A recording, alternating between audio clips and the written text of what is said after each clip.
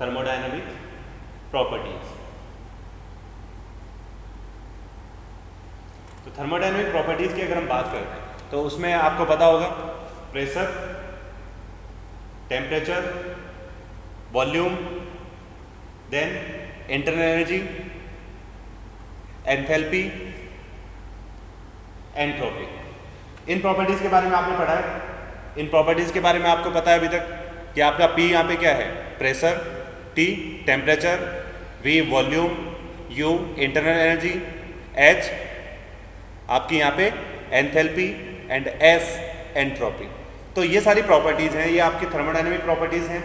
अब इन प्रॉपर्टीज के बीच में क्या रिलेशन हो सकता है और किस तरह से इन प्रॉपर्टीज को हम एक दूसरे के साथ डिनोट कर सकते हैं। तो उसके लिए हमने देखा था कि आपके फर्स्ट लॉ ऑफ थर्मोडायनेमिक्स को अगर हम स्टडी करते हैं तो वहाँ पे आपने क्या देखा कि फर्स्ट लॉ ऑफ थर्मोडायनेमिक्स की इक्वेशन क्या होती है। According to first law of thermodynamics dq equals dw plus du, जहाँ पे आपकी हीट और वर्क डन वो दोनों क्या है, पार्शियल डिफरेंशिएशन, और आपकी इंटरनल एनर्जी कंप्लीट डिफरेंशिएशन। तो उसे हमने d से डिनोट किया और बाकी दोनों को डेल से। तो अब अगर हम इस इक्वेशन को और डिराइव करते हैं तो हम यहाँ पे डेल डब्ल्यू की जगह क्या लिख सकते हैं, पीडीवी लिख सकते हैं कि नहीं लिख सकते। तो ये हो जाएगा आपका पीडीवी प्लस डी यू, और आपकी जो हीट है वो आपकी डेल क्यू है। ये हमने यहाँ पे सारी प्रॉपर्टीज स्पेसिफिक ली हैं, इसलिए सारे जो नोटिफिकेशन है वो स्मॉल में है। अब हमें ये पता है कि हमारे सेकेंड लॉ ऑफ थर्मोडायनेमिक्स के अकॉर्डिंग हमारी हीट है उसका और एंट्रोपी का क्या रिलेशन होता है। तो हीट और एंट्रोपी का रिलेशन अगर हम डिफाइन करें तो D Q equals T D S, ये हम यहाँ पे डिफाइन कर सकते हैं। हमें पता है इसके बारे में कि डी क्यू इक्वल्स क्या होता है, टी डी एस। तो यह हम इस इक्वेशन को लिख सकते हैं, या हमारी इक्वेशन इस तरह से कन्वर्ट हो जाएगी T D S equals P D V plus D U. अब अगर हम इसको इंटरनल एनर्जी के लिए इस इक्वेशन को लिखेंगे तो हमारी इंटरनल एनर्जी के लिए ये इक्वेशन आपकी बन जाएगी D U equals T D S minus P D. तो ये आपकी इक्वेशन नंबर फर्स्ट है जो कि आपके थर्मोडायनेमिक रिलेशंस में यूज आएगी और जिसे हम यहाँ पे स्टडी करेंगे। तो इस तरह से हमें अलग अलग जो प्रॉपर्टीज़ हैं उनके बीच में जो रिलेशन है उन रिलेशंस की हमें स्टडी करनी है, उन प्रॉपर्टीज़ को क्या बोला जाता है उनके बारे में हमें पता होना चाहिए। तो सबसे पहले वाली जो प्रॉपर्टी की रिलेशन आया है वो आया है इंटरनल एनर्जी के लिए, जिसे हमने डिफाइन किया D U equals T D S minus P D. दूसरी हमारी टर्म आती है एंथैल्पी। एंथैल्पी के बारे में आपको पता है, एंथैल्पी क्या है, एक कॉम्बिनेशन है अलग अलग प्रॉपर्टीज़ का, जिसे हम किससे डिफाइन करते हैं, एच से। तो अगर हम एंथैल्पी को डिफाइन करेंगे इक्वेशन फॉर्म में तो एंथैल्पी क्या हो जाएगी, स्मॉल एच इक्वल्स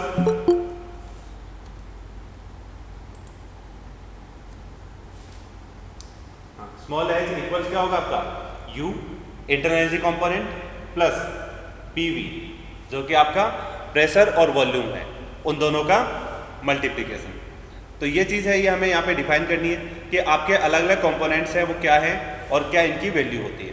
तो अब एंथैल्पी की जो इक्वेशन है, एंथैल्पी की इक्वेशन के लिए हम अगर इसको डिफाइन करें कि हमारी एंथैल्पी की इक्वेशन को किस तरह से हम डिराइव कर सकते हैं, जैसे हमने फर्स्ट इक्वेशन में आपके अलग अलग रिलेशंस निकाले, आपकी इंटरनल एनर्जी का किसके साथ रिलेशन, आपके temperature and entropy, pressure and volume. तो इनकी फॉर्म में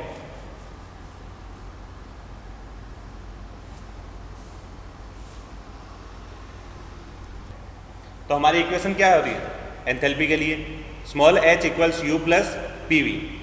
अब इसी इक्वेशन को अगर हम डिफरेंशियल फॉर्म में लिखते हैं तो हमारे पास क्या रहेगा। सर इससे पहले वाली इक्वेशन किस चीज के लिए थी, वन इक्वेशन। सर अब ये डेल एच बराबर टी डी एस, तो यहाँ पे हम अगर इसका डिफरेंशिएशन करते हैं तो ये यहाँ पर क्या हो जाएगा, डेल एच इक्वल्स यू है तो यू का differentiation D you plus P V, दोनों क्या है आपकी वेरिएबल्स हैं, तो दोनों वेरिएबल्स हैं तो दैट मीन्स इसका अगर डिफरेंशिएट करेंगे तो क्या होगा P D V plus V D P, ये आएगा। अब यहाँ पे हमारे पास एक कंपोनेंट है डी यू, तो डी यू की वैल्यू हमारे पास इक्वेशन नंबर फर्स्ट से है T D S minus P D V. तो हम T D S minus P D V अगर यहाँ पे वैल्यू पुट करते हैं तो ये हमारी इक्वेशन हो जाएगी T D S minus P D V. ये कंपोनेंट हमने किसकी जगह लिखा है, डी यू की जगह। प्लस आगे एच हमारे पास क्या है P D V plus V D P, ये दोनों कंपोनेंट है। अब यहाँ पे आप देख रहे हो कि आपका पी डी वी माइनस और पी डी वी प्लस, तो दोनों कैंसिल आउट हो गए, तो आपकी इक्वेशन क्या बचेगी T D S plus V D P, और ये आपकी हो गई एंथैल्पी के लिए। तो हमारी फर्स्ट इक्वेशन थी वो इंटरनल एनर्जी के लिए थी, सेकंड इक्वेशन हमारे पास जो आई है वो आपकी किसके लिए हो गई है एंथैल्पी के लिए। तो हमारी equation number first D U equals T D S minus P D V internal energy, D H equals T D S plus V D P, जो कि आपकी किसके लिए काम आ रही है एंथैल्पी के लिए। तो इस तरह से हम डिफरेंट प्रॉपर्टीज़ हैं उनके बीच में रिलेशंस हैं, उनको हम यहाँ पे डिफाइन करें। अब हमारे पास एक फंक्शन होता है जिसको हम बोलते हैं हेल्महोल्ट्ज़ फंक्शन।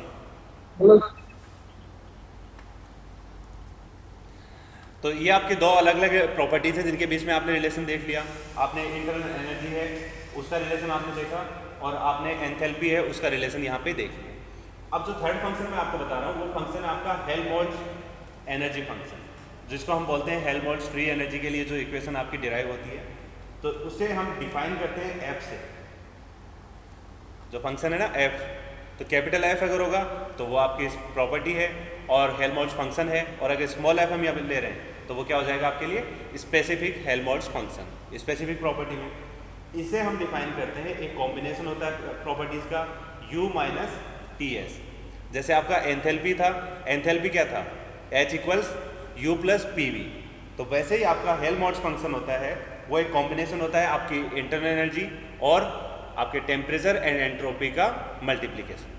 तो इस फंक्शन को हम बोलते हैं हेल्महोल्ट्ज़ फंक्शन। अगर हम इसे दोबारा डिफाइन करें तो दैट मीन्स अगर हम डिफ्रेंशिएशन करते हैं इसका, तो वो आपका हो जाएगा D you minus T D S minus S D T.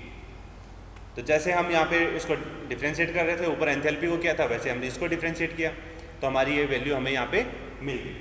अब यहाँ पे हमारे पास डी यू की वैल्यू है, वो वैल्यू हमारे पास इक्वेशन नंबर 1 से थी, उसे हम दोबारा से यूज कर सकते हैं T D S minus P D V. तो ये हमने कहाँ पे लिखा डी यू की जगह minus T D S minus S D T, तो ये इक्वेशन आ गई। अब यहाँ पे आपके पास टी डी एस की वैल्यू यहाँ पॉजिटिव है और यहाँ पे नेगेटिव, तो दोनों वैल्यूज कैंसिल हो गई। अब ये इक्वेशन आपकी क्या बन जाएगी minus P D V and minus S D T, किसके इक्विवेलेंट डी एफ के। तो ये इक्वेशन जो है ये आपकी इक्वेशन नंबर 3। ओके, ये आपका थर्ड फंक्शन आ गया हेल्महोल्ट्ज़ फंक्शन।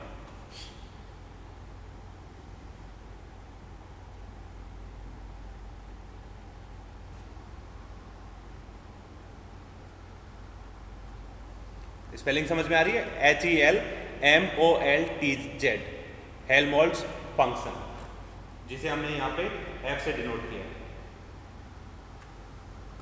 तो ये हमारा एक थर्ड कॉम्बिनेशन हो गया अलग अलग प्रॉपर्टीज के कॉम्बिनेशन के लिए। अब ऐसे ही अगर हम नेक्स्ट कॉम्बिनेशन की बात करें तो थर्ड कॉम्बिनेशन हमारा ये आ गया हेल्महोल्ट्ज़। फोर्थ कॉम्बिनेशन आता है आपका गिब्स फंक्शन, और गिब्स फंक्शन है उसको हम डिनोट करेंगे G से। तो अगर हमें गिब्स फंक्शन को डिराइव करना है तो गिब्स फंक्शन हम कैसे लिख सकते हैं, तो गिब्स फंक्शन की वैल्यू होती है G equals H minus T S. तो ये आपका फंक्शन कौन सा हो गया गिब्स। तो अब गिब्स फंक्शन है, इसको हमने कंप्लीट कैपिटल्स में लिया है। अगर हम स्पेसिफिक में लेते हैं तो ये आपका हो जाएगा small g equals H minus T S. अब यहाँ पे हमें इसको भी डिराइव करना है एज इट इज, तो वही हमारा मेथड रहेगा जिसमें हम इसको डिफ्रेंशिएट करते हैं D G equals D H minus, अब यहाँ पे क्या होगा T D S minus S D T. अब इस इक्वेशन में हमारे पास डी एच है, तो डी एच की वैल्यू अगर हम यहाँ पे पुट करते हैं तो डी एच की वैल्यू हमारे पास इक्वेशन नंबर 2 से क्या थी T D S plus V D P. तो ये हमने डी एच की जगह यहाँ पे पुट कर दिया minus T D S minus S D T. बाकी इक्वेशन आपकी एज इट इज है। अब यहाँ पे आपका टी डी एस पॉजिटिव है, इस टी डी एस को यहाँ से कैंसिल कर दिया, तो हमारी इक्वेशन आगे क्या बन जाएगी V D P minus S D T. ये किसके लिए आपका बनेगा डी जी हेल्महोल्ट्ज़ फंक्शन के लिए। तो ये हमारी इक्वेशन नंबर ये सब बताना। तो उसके लिए हम सबसे पहले देखते हैं कि आपके कौन से मैथमेटिकल फंक्शंस हैं जो हमारे लिए यूज़फुल हैं। अब ये थर्मल रिलेशंस सारे आपने पढ़ लिए, 4 अलग अलग डिफरेंट रिलेशंस थे, उनको हमने यहाँ पे स्टडी किया किस तरह से उनको कैलकुलेट किया है और क्या उनके बीच में रिलेशंस हैं। बट इन रिलेशंस को एक्सप्लेन करने से पहले हमें ये पता होना चाहिए कि अगर कोई भी फंक्शन है, किसी भी प्रॉपर्टी में या किसी भी वेरिएबल में कोई फंक्शन गिवन है, तो उस फंक्शन में क्या मैथमेटिकल रिलेशन होता है और किस तरह से हम उस रिलेशन को डिफाइन करते हैं। जैसे सपोज हमारे पास एक फंक्शन है z, जो कि आपका एक फंक्शन होगा x और y। यहाँ पे x और y क्या है, 2 डिफरेंट वेरिएबल्स हैं। तो आपका टोटल जो फंक्शन है z, उसकी वैल्यू किस में गिवन है, आपके x में और y में। तो वहाँ पे 2 वेरिएबल जो आपके हैं x और y, उन दोनों y के रूप में आपका z फंक्शन है वो डिफाइन है। तो z फंक्शन होगा, जैसे सपोज हम लिख सकते हैं कि आपका z है वो x² + y² + 2xy। तो इस तरह से आपकी कोई एक इक्वेशन है, अब वो z के इक्विवेलेंट है, तो दैट मीन्स z क्या है, आपका एक फंक्शन हो गया जिसमें x और y 2 वेरिएबल्स हैं। उन दोनों वेरिएबल्स को यूज़ करके जो वैल्यू आएगी वो एक z को डिफाइन करेगी। तो यही मतलब होता है इसका z का, कि हाँ इस तरह से हम अगर कोई भी फंक्शन को डिफाइन करते हैं तो वो किसकी वैल्यूज़ हैं उनको डिफाइन कर रहा है। तो वो वेरिएबल्स इसके हैं, वहाँ पे हमने 2 वेरिएबल लिए x और y, तो उन दोनों वेरिएबल्स के लिए आपकी z की क्या वैल्यू है। अब अगर हम इसको z को डिफ्रेंशिएट करते हैं, तो अगर हम इसका कंप्लीट डिफ्रेंशिएशन चाहते हैं कि आपका z जो है उसका अगर हमें डिफ्रेंशिएशन करना है, तो उसके लिए हमें दोनों वेरिएबल्स का, क्योंकि यहाँ पे अगर एक ही वेरिएबल होता तो उसी के रेस्पेक्ट में हम इसको डिफ्रेंशिएट कर सकते थे, बट हमारे इस फंक्शन के अंदर दोनों वेरिएबल हैं। तो दोनों वेरिएबल है तो क्या होता है कि आपके फंक्शन को पार्शियली डिफ्रेंशिएट करना पड़ता है अलग अलग वेरिएबल के रेस्पेक्ट में। तो हम इसको डिफ्रेंशिएट कर सकते हैं del z with respect to del x, और उस केस में क्या रहेगा, आपका y कांस्टेंट कंसीडर किया जाएगा, into dx plus del z upon del y। y के रेस्पेक्ट में अगर हम इसको कंप्लीट डिफ्रेंशिएट करते हैं तो वहां पे हमें x है उसको कांस्टेंट लेना है, इनटू dy। तो ये हमें एक मैथमेटिकल फंक्शन पता है कि पार्शियल डिफरेंशिएशन अगर हम कंप्लीट करते हैं किसी भी एक पर्टिकुलर फंक्शन के लिए जिसमें आपके डिफरेंट वेरिएबल्स हैं, तो उसे हम इस तरह से डिनोट कर सकते हैं। अब हम यहाँ पे लेके चलते हैं कि लेट ये हमारे जो फंक्शन है del z upon del x at constant y, तो उसे हम डिफाइन करें कि ये हम ले रहे हैं capital M, and del z upon del y at constant x, इसे हम डिफाइन कर सकते हैं n से, ये कैपिटल N। तो हमारी इक्वेशन है वो किस में कन्वर्ट हो जाएगी, तो इसलिए हम हमारी इक्वेशन को लिख सकते हैं dz equals m dx plus n dy। तो यहाँ पे आपका फंक्शन है वो dz इक्वल्स किस में बन गया, m dx plus n dy में। तो अब इस इक्वेशन से हमारे क्या काम आएगा, कैसे हम इसको यूज कर सकते हैं। नेक्स्ट अगर हम इसका दोबारा डिफरेंशिएशन करते हैं तो वो हमारा डिफरेंशिएशन क्या हो सकता है। तो उस डिफरेंशिएशन को अगर हमें समझना है कि सेकंड ऑर्डर ऑफ डिफरेंशिएशन अगर हम करते हैं तो उसे हम डिफाइन करेंगे कि आपका m क्या था, x के रेस्पेक्ट में, जहाँ पे y कांस्टेंट था। तो अब अगर हम इसी को m को दोबारा से डिफरेंशिएट करें, किसके रेस्पेक्ट में करेंगे इस बार, y के रेस्पेक्ट में। तो y के रेस्पेक्ट में अगर हम डिफरेंशिएट करते हैं तो हम इसको लिख सकते हैं del अपॉन del y के रेस्पेक्ट में, और m की वैल्यू यहाँ पे क्या थी हमारे पास, m की वैल्यू थी del z upon del x at constant y। तो ये जो पहले डिफरेंशिएशन था हमारा x के रेस्पेक्ट में जहाँ पे y कांस्टेंट था, उस इक्वेशन को जो हमारे डिफरेंशिएशन के बाद हम लिखे, अभी del m upon del y अगर हम कर रहे हैं, इसको डिफरेंशिएट कर रहे हैं दोबारा से y के रेस्पेक्ट में। पहले हमने x के रेस्पेक्ट में किया था, अब हम इसको y के रेस्पेक्ट में डिफरेंशिएट कर रहे हैं। तो हमारा del m upon del y क्या हो जाएगा, del upon del y into del z upon del x at constant y, जो हमारा पहले का फंक्शन था। अगर हम दूसरा जो फंक्शन है, या इसी को हम आगे स्क्वायर में भी लिख सकते हैं, del square z upon del x del y, ये भी हम इसको डिफाइन कर सकते हैं। तो ये हमारे क्या हो गया कि सेकंड ऑर्डर ऑफ डिफरेंशिएशन। तो आगे जैसे हमने इसको m को डिफाइन किया, डिफरेंशिएट किया, तो वैसे ही हम किसको कर सकते हैं, n को भी कर सकते हैं। n में क्या किया था हमने पहले, एन हमारा क्या था, वाई के रेस्पेक्ट में, जहाँ पे एक्स कांस्टेंट था। वैसे ही हम कर सकते हैं यहाँ पे del N upon del Y हो गया, डेल एक्स होगा, क्योंकि पहले इसका y के रेस्पेक्ट में डिफरेंशिएशन हो चुका है, तो अब यहाँ पे इसको x के रेस्पेक्ट में डिफरेंशिएट करना है। तो ये आपकी इक्वेशन बन जाएगी डेल अपॉन डेल x, पहले आपका क्या n की वैल्यू क्या थी, del z upon del y at constant x, या हम इसको लिख सकते हैं completely del square z upon del x del y। तो यहाँ पे आपने देखा कि अगर हम इसको दोबारा से डिफरेंशिएट करते हैं, आपके जो रिवर्स वेरिएबल्स हैं, दूसरे वाले जो वेरिएबल है जिसके रेस्पेक्ट में आपने पहले किया था उसके ऑपोजिट जो रिमेनिंग था उससे, तो हमारे दोनों के डिफरेंशिएशन की वैल्यू क्या हो जाती है, सेम हो जाती है। तो यहाँ पे हम इसे लिख सकते हैं कि 10 del m upon del y at, यहाँ पे हमने किसके लिए किया था, कांस्टेंट x दोबारा जो लिया था हमने, into del n upon del x at constant y, ये दोनों एक दूसरे के इक्विवेलेंट होंगे। तो यही चीज़ हमने यहाँ पे डिफाइन की है कि यहाँ अगर हम दोबारा से इसको डिफरेंशिएट कर रहे हैं तो यहाँ पे हमारा क्या था, x कांस्टेंट था, और अगर हम यहाँ पे x के रेस्पेक्ट में कर रहे हैं तो यहाँ पे हमारा y कांस्टेंट है।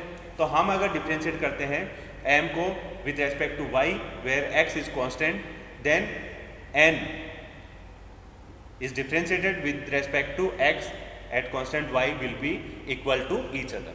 तो ये दोनों इक्वेशंस हैं आपकी, अगर आप डिफरेंशिएट करोगे तो दोनों की दोनों इक्वेशंस आपके एक दूसरे के इक्विवेलेंट हो जाएंगे।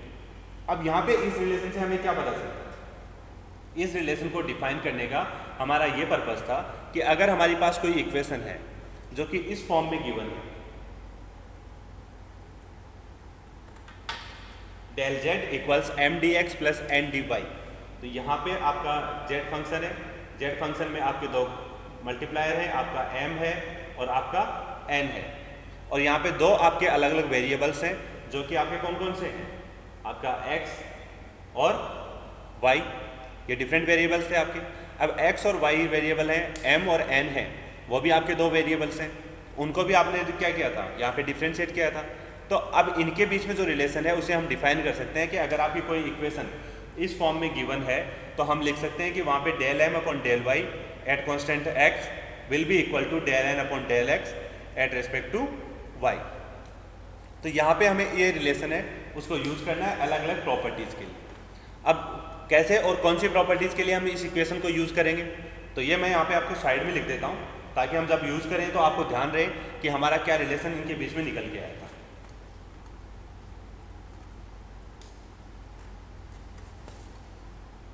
अगर हमारी इक्वेशन की फॉर्म है del z equals m dx plus n dy, तो हमारा क्या रिलेशन रहेगा प्रॉपर्टीज में, तो हमारी प्रॉपर्टीज में रिलेशन रहेगा वहां पे del m upon del y, ये जो m है यहाँ पे y वाला फंक्शन एट कांस्टेंट x, ये जो x है यहाँ पे वो हमने कांस्टेंट लिया, इक्वल्स डेल n अपॉन ये n है तो x वाला फंक्शन यानी कि डेल x एट कांस्टेंट जो y इसके मल्टीप्लायर में है तो वो y। तो ये हमारा एक रिलेशन बनता है कि अगर हमारी इक्वेशन इस फॉर्म में है तो हम इस इक्वेशन को यूज कर सकते हैं, तो हमारा ये रिलेशन यहाँ पे यूज हो जाएगा इसके लिए। अब आता है नेक्स्ट आपका जो टॉपिक है वो आपका टॉपिक रहता है मैक्सवेल रिलेशन।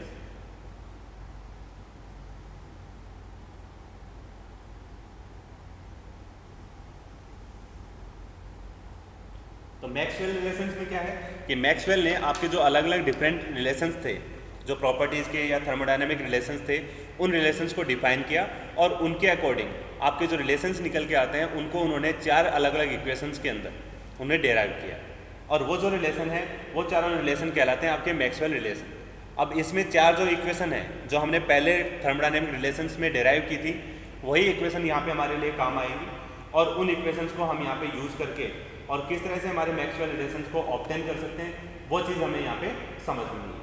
तो सबसे पहले हमारी इक्वेशन थी वो किसके लिए थी, इंटरनल एनर्जी के लिए, और इंटरनल एनर्जी के लिए हमारी इक्वेशन क्या आई थी, du इक्वल्स क्या था उसमें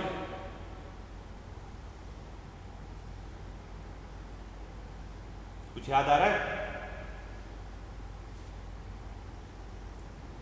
TDS माइनस PdV आपकी इक्वेशन नंबर 1। TDS आपका वर्क डन से आया था, PdV आपका वर्क डन से था और TDS आपकी हीट थी। तो इन दोनों के बीच में जो रिलेशन था उससे हमारी इक्वेशन आ गई थी कि del U equals TDS minus PdV। तो अब इस इक्वेशन को हम यहाँ पे अगर m और n की फॉर्म में देखते हैं तो m यहाँ पे क्या होगा हमारा, m होगा T और n है तो n यहाँ पे क्या हो जाएगा माइनस P। तो यहाँ पे देखो मैं नोट कर देता हूँ, m इक्वल्स T हो गया आपका, n है n इक्वल्स माइनस P आ गया। x अगर हम ले रहे थे तो x की जगह यहाँ पे क्या है s और y है तो y की जगह यहाँ पे क्या है हमारा स्मॉल v जो कि आपका स्पेसिफिक वॉल्यूम है। तो ये हमारे अलग अलग जो प्रॉपर्टीज़ हैं उनको हमने यहाँ पे डिनोट कर लिया कि किस तरह से हमारी रिलेशन है, इक्वेशन है वो इस इक्वेशन से इक्विवेलेंट है। तो हमारी यहाँ पे dz की जगह और z आपका जो है वहाँ पे हमने यहाँ पे लिया u। तो आप देख सकते हो कि आपके दोनों इक्वेशन एक दूसरे से इक्विवेलेंट हैं, कंपेयर कर सकते हैं। तो इसी के अकॉर्डिंग हम लिख सकते हैं कि अकॉर्डिंग टू मैथमेटिकल रिलेशन आपकी इस इक्वेशन में जो वैल्यूज़ हैं उनको हम कैसे कन्वर्ट कर सकते हैं, या आपकी इक्वेशन के अकॉर्डिंग कन्वर्ट हो जाएगी del m upon del y at x। तो अब यहाँ पे डेल m क्या होगा del t upon del y है, y यहाँ पे क्या है v, तो del v at constant x था यहाँ पे, यहाँ x हमारा s entropy equals del n upon del x, n की वैल्यू यहाँ पे माइनस p। तो हम इस इक्वेशन को लिख सकते हैं minus del p upon x, यहाँ पे क्या हो गया s, तो ये हो जाएगा डेल s एट कांस्टेंट, यहाँ पे y के लिए था, y की वैल्यू यहाँ पे v। तो अब ये जो इक्वेशन निकल के आई है ये हमारी फर्स्ट इक्वेशन है अकॉर्डिंग टू मैक्सवेल। ये हमारी थर्मोडायनेमिक रिलेशन से इक्वेशन थी, बट हम मैक्सवेल रिलेशंस की बात कर रहे हैं। तो हमारी फर्स्ट जो इक्वेशन निकल के आई इस इक्वेशन से, तो वो जो इक्वेशन है वो ये होगी हमारी del T upon del V at constant entropy minus del P upon del S at constant volume. तो ये रिलेशन है वो फर्स्ट मैक्सवेल रिलेशन के नाम से जाना जाता है। ऐसे ही हमारे पास दूसरा रिलेशन जो रहेगा वो किसके लिए रहेगा, एंथैल्पी के लिए। एंथैल्पी हमारी क्या है डेल एच, और डेल एच को हम किससे डिफाइन करते हैं डी एच इक्वल्स, हमने जब कैलकुलेट किया था तो हमारे पास इक्वेशन क्या आई थी T D S plus V D P. And according to mathematical relation हम इसको कैसे डिफाइन कर सकते हैं, देन यहाँ पे आपका m की जगह t, n की जगह v, x की जगह s और y की जगह p। तो यहाँ पे आपकी इक्वेशन हो जाएगी डेल t अपॉन ये है तो इसके नीचे हमने p को लेना है, del p upon s equals v को हमें लेना है। तो अब हमारे पास हो जाएगा del v upon del s at constant p। ये इक्वेशन हमारी सेकंड है। तो ये हमारी हो गई सेकंड थर्मोडायनेमिक मैक्सवेल रिलेशंस में। तो सेकंड मैक्सवेल रिलेशन है वो हमें यहाँ पे मिल गया। अब यहाँ पे आप देखो कि कितनी सिंपल है ये चीज़ें। अगर जब हमें ये पता है कि हमारा फंक्शन इस तरह से D Z equals M D X plus N D Y का फंक्शन है, तो हम उसके लिए डायरेक्टली लिख सकते हैं कि del M upon del Y at constant X will be equal to del N upon del X at constant Y. तो वही चीज़ें हम यहाँ पे भी इन प्रॉपर्टीज़ में भी लिख सकते हैं।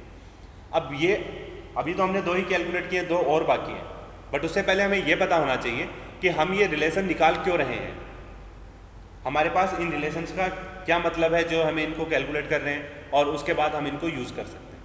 तो यहाँ पे आप देखोगे तो आपके अलग अलग जो प्रॉपर्टीज़ हैं इस वाले फंक्शन में अगर हम देखते हैं तो यहाँ पे T टेम्परेचर फंक्शन है, यहाँ पे V वॉल्यूम और एंट्रोपी।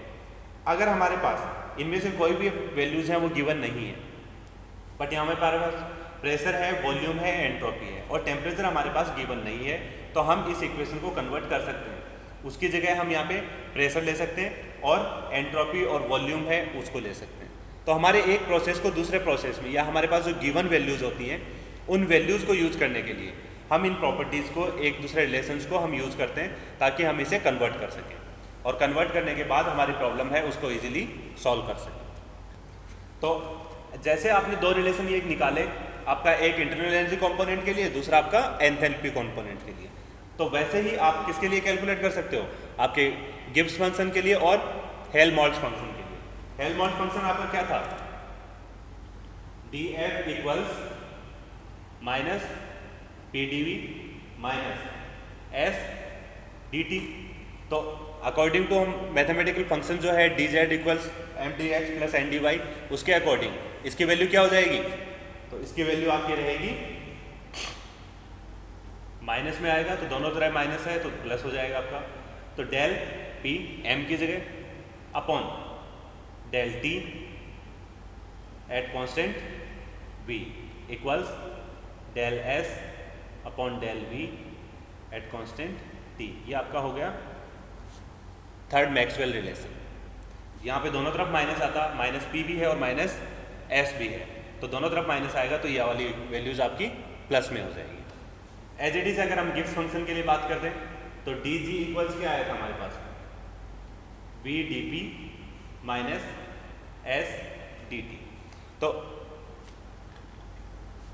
ये वैल्यू जो आई है, इस वैल्यू के अकॉर्डिंग हमारी क्या रिलेशन बन सकता है, मैक्सवेल रिलेशन, तो वो रहेगा आपका del p upon del t at constant pressure equals, यहाँ माइनस आएगा del s upon del p at constant t, और ये आपकी हो जाएगी फोर्थ मैक्सवेल रिलेशन। अब अगर आपसे पूछा जाता है कि आपको मैक्सवेल रिलेशंस हैं वो डिफाइन करते हैं, मैक्सवेल इक्वेशंस आपको कैलकुलेट करनी है, तो आप चारों इक्वेशंस हैं उनको कैलकुलेट करके यहाँ पे आप डिफाइन कर सकते हो कि ये जो वैल्यूज़ हैं वो आपके मैक्सवेल रिलेशंस को डिफाइन कर रही है, और इन्हीं चारों इक्वेशंस को मैक्सवेल इक्वेशंस कहा जाता है या मैक्सवेल रिलेशन कहा जाता है। तो आई थिंक यहाँ पे आप लोगों को कोई प्रॉब्लम नहीं आएगी। और जब आपसे एग्जाम में पूछा जाता है कि डिफाइन मैक्सवेल रिलेशंस और डिफाइन मैक्सवेल इक्वेशंस, तो सिंपली इतना ही एक्सप्लेन करने से काम नहीं होगा। इसके लिए पहले आपको मैथमेटिकल रिलेशन है वो डिफाइन करना पड़ेगा कि किस तरह से आपके डेल z की वैल्यू है वो mdx प्लस ndy फॉर्म में होती है, और उसके बाद आपके del m upon del y इनकी वैल्यूज़ हैं उनको हम आप यहाँ पे कैलकुलेट करते हैं, यूज़ करते हैं। देन आपको अलग अलग प्रॉपर्टीज़ के लिए, जैसे du हमने कहाँ से कैलकुलेट की, तो du की वैल्यू TdS माइनस PdV कहाँ से आई वो हमें डिफाइन करनी होगी। फिर उसके बाद हम यहाँ पे डिफाइन कर सकते हैं कि according to this mathematical relation du equal TdS minus PdV will be equal to del t upon del v at constant entropy equals minus del p upon del s at constant volume. तो इस तरह से जाके आपकी एक relation है वो complete होगा, और यही अगर आपसे चारों इक्वेशन रिलेशन पूछे जाते हैं तो इन चारों को इसी मेथड से अपने को डिफाइन करना है। आप एक बार मैथमेटिकल रिलेशन एक्सप्लेन कर सकते हैं और उसके बाद चारों इक्वेशंस को अलग अलग डेराइव करके और उनके बाद उन वैल्यूज़ को आपको मैक्सवेल रिलेशन में कन्वर्ट करना है।